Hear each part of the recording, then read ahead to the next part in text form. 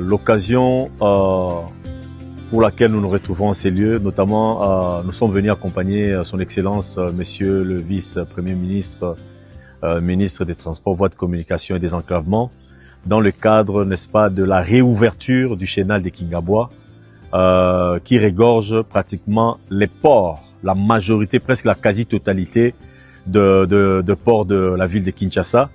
Malheureusement, ces ports se trouvent actuellement asséchés parce que le site dans lequel nous nous retrouvons présentement a empêché la continuité du chenal. L'objectif que l'autorité ou le pays s'est fixé, le gouvernement s'est fixé, c'est de pouvoir remettre, n'est-ce pas, le chenal des Kingabois dans son fonctionnement normal. J'accompagne le VPM pour une mission de l'environnement.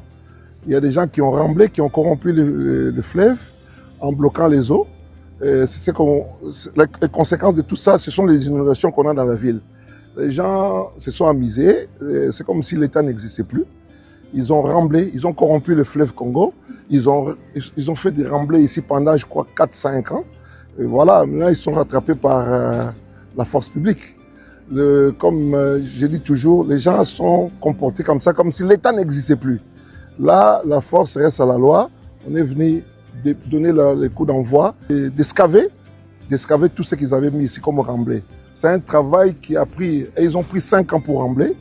L'entrepreneur nous parle de 34 000 camions déversés ici. Vous voyez l'ampleur des dégâts.